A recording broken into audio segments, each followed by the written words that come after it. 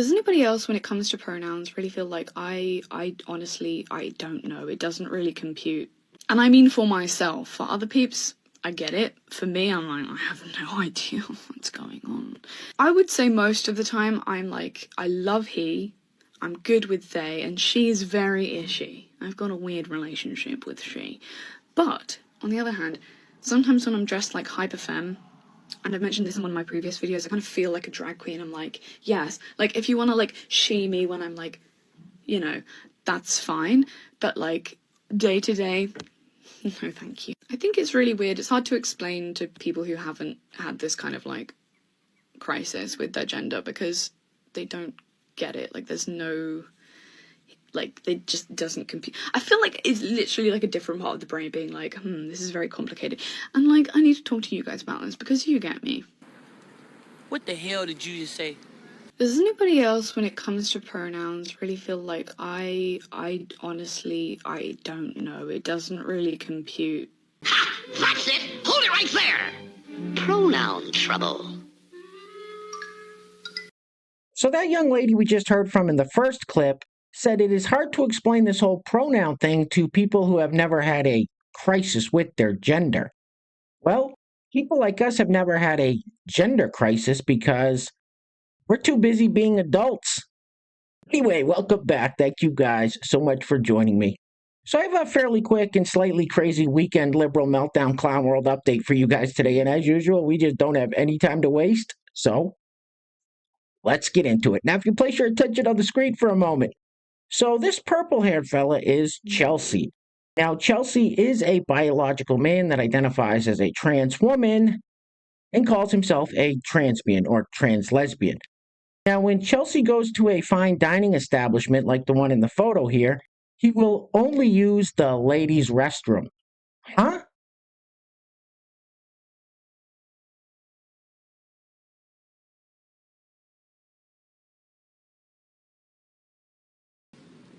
You're f***ing weird. All right, let's keep it moving with this lovely young lady who is going to prove to us once again why they are called the loving and tolerant left. Roll it. I have already made it up in my mind that I will be cutting anybody who voted for Trump and any other MAGA follower off from my family, from any relationship with me or my family. I don't care if we are family. I don't care if we've been longtime friends.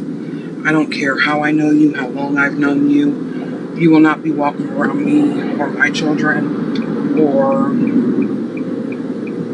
in my life at all. I'm completely amazed at the lack of insight and knowledge a lot of people have.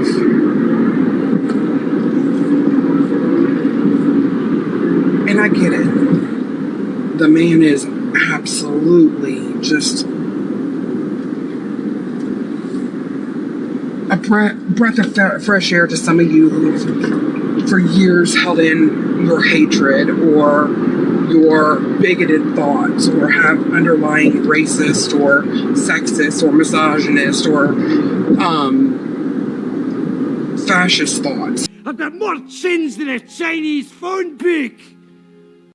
Next up, we have this lady who says we are a nation of uneducated, hate-filled people. And of course, she's talking about Donald Trump voters. However, the only hate-filled people we see time and time again are the Democrats and these people on the left. Roll it. If you could point to one piece of evidence to convince me that the public school system has failed this country, it's the re-election of Donald Trump. We are a nation of uneducated, hate-filled people. So much of the nonsense that he pushed in his campaign required his followers to be uneducated, uninformed, and unwilling to do any research on the real facts and the real issues. Everyone else, smart enough and educated enough to know better, just hated half of this country so much that they didn't care. And Republicans will always know that they have the advantage with uneducated folks. In the next 4 years, you are going to see the most intentional, destructive, and systematic erosion of the public school system that you have ever seen. And Trumpism will thrive. I don't know how many times I have tried to tell all of you during the course of this election that Republicans and Donald Trump do not care about revamping our public school system at all. I genuinely feel sorry for you if you believed and voted for him on the promise that he was going to make your child's school better, and he was going to make your child's educational experience better. They may have won the White House, but it will never, ever change the fact that 21% of U.S. American adults cannot read, and most of them voted for Donald Trump. Oh, shut up, silly woman. Next up, we have this fellow who basically says the same thing as the woman we just heard from, that Trump voters are a bunch of dumb, uneducated fools. Roll it. If you are wondering why we will never have free college in the United States and why we will continue to lag behind other countries in reading and writing, it's because the only voter base that is still voting Republican is non-college educated whites. If non-college educated whites didn't vote in this election, Kamala Harris would have won in a landslide. The reason that there will never be free college is because people who have a college education vote Democrat. The reason that we will never have free college in the United States of America is because non-college educated whites are the only voter base continuing to prop up the Republican Party. And the only way the Republican Party can stay in power is by making sure that as few white people get a college education as possible. That is without a doubt the dumbest thing I've ever heard. You are a f***ing idiot. Next up, we have this fellow who says that Trump voters were sore losers in 2020. Now, hang on 1 minute. I don't know a single Trump voter that cut off their friends and family because they voted for Joe Biden in 2020. I think we know who the real sore losers are. Roll it.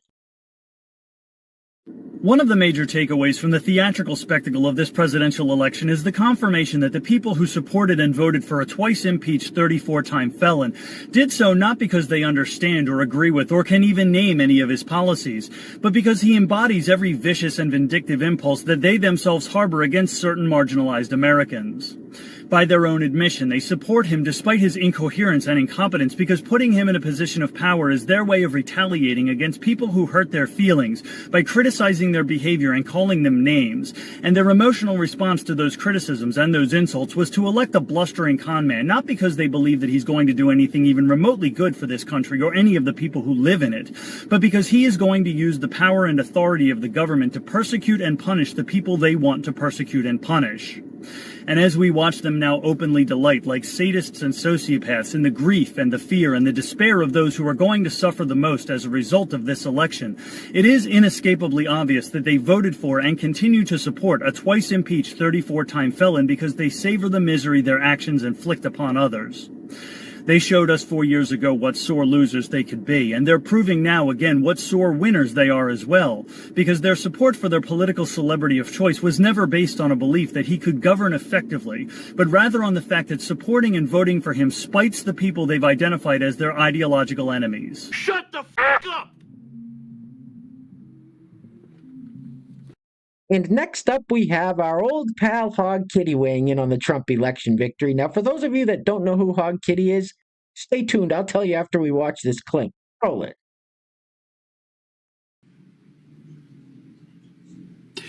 And do you know how hard that is to know that?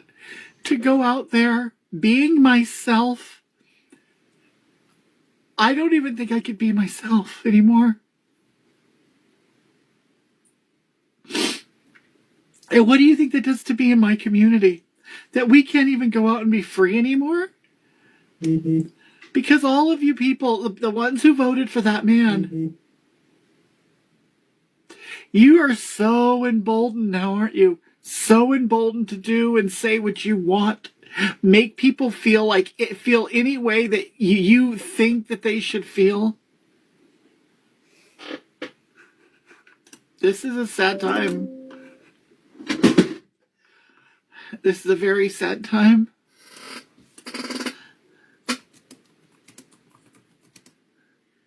And I'm not going back. I won't.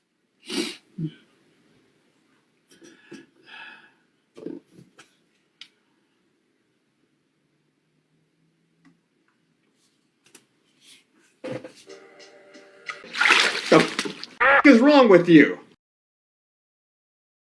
So for those of you that don't know, Hog Kitty is a Trump-supporting drag performer who loves to troll and expose all this woke insanity. Anyway, next up, so this lady says that it's Trump voters who are full of hate, when once again, all the hate we see is coming from her side. Roll it. You didn't vote for Donald Trump because he's going to lower prices. You voted for Donald Trump because he hates the people you hate. And you love to hate. Because if you're not hating, you don't feel like you're alive. You see that? That's a stupid bitch. Guys, real quick, before we go any further, I want to give a huge shout out to the sponsors of today's video. And while I'm doing that, I'm going to let this glamour shot style photo shoot of Al Weezy loop on the screen for your viewing pleasure, of course. What is he wearing? Anyway, today's video is being brought to us by our first sponsor is Funky Tees, the coolest t-shirts on the streets. And the second sponsor of today's video is the Etsy store Red Clover Fields. Now, many of you know that is my wife's Etsy store, and she's got some fantastic stuff on her website, stuff I use every day, and I swear by it. So if you're looking to take control of your health and maybe get away from some big pharma products, definitely go peruse her store. I will put a link to that in the description box below. And I want to give a big shout out to today's honorable mention, Melanie Weed, for leaving a super thanks on the last video. So, Melanie, thank you very much. I really appreciate the support. So, once again, today's video sponsors are Funky Tees in the Etsy store Red Clover Fields, with the honorable mention going to Melanie Weed. Now, if you'd like to sponsor the next video and help support the channel, there is a PayPal link in the description box below, and I will say your full name as a sponsor of said video unless stated otherwise by you. All right, I think we've all seen enough of Al Weezy for one day. Get this off the screen, please. Ugh.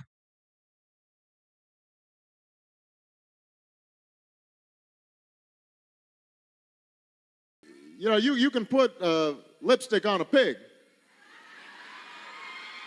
It's still a pig. Now, I just thought of something. Some of you may not know quite for sure exactly who Al Weezy is, so let me catch everybody up.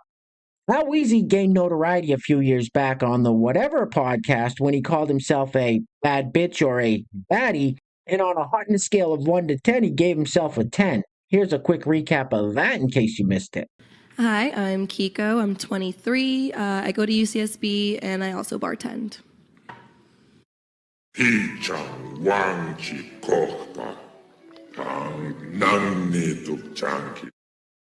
Sorry about the interruption, guys. I just wanted to catch everybody up on who Al Weezy is. And now that we're all on the same page, let's keep it moving with this picture of a tattoo this woman got on her rib cage. I think it's on a rib cage that says, "Trump is not my fucking president." Sorry, lady, but he is. He is.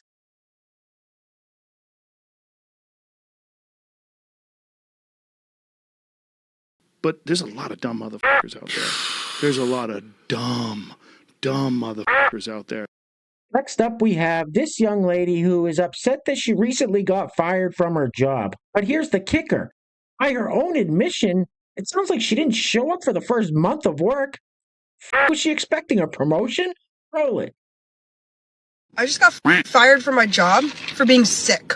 I got hired on March 7th. Somehow I got sick during my interview, and I brought home a virus. Told them I wasn't going to be there. I finally get my training done, and I'm in the classroom.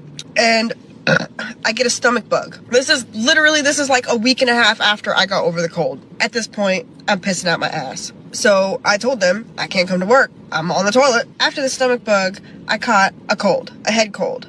And I mean, these were like back to back to back. There was literally a couple of days in between each of these sicknesses. I have a head cold now, and I have a fever. Can't go to work. In between all of this, me getting sick, I had 2 court hearings that I had to be there for. That should have been excused. I finally get over the head cold, and I get a f***ing chest cold, which I have right now. So then on Tuesday, I called out because I had a fever. I was really f***ing sick. I get called to go to f***ing HR's office, and she f***ing terminates me for my attendance. No shit, Sherlock.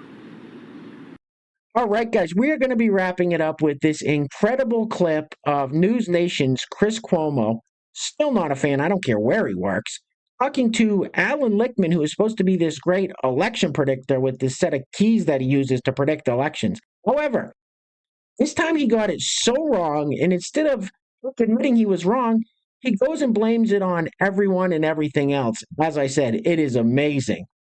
Anyway, things are clearly getting very crazy out there, guys, so please take care of yourselves. Take care of each other. Till next time, love you guys. Peace. Roll it. Yes, as I said, things could go wrong. There could be unprecedented events that change the pattern of 160 years of history. That's what happened here. 2 things.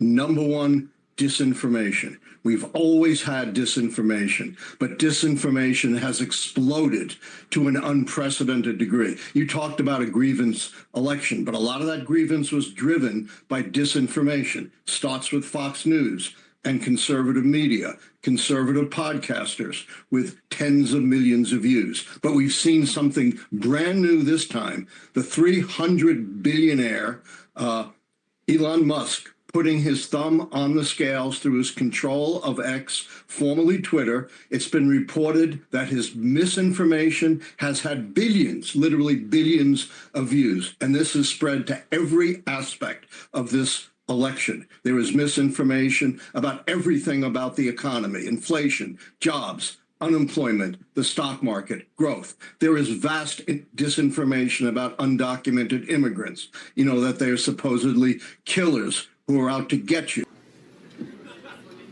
What did you say? What the did you just say? But a lot of that grievance was driven by disinformation. Starts with Fox News and conservative media, conservative podcasters with tens of millions of views. That's the dumbest thing you could have said. What are you, an idiot? And you ain't black.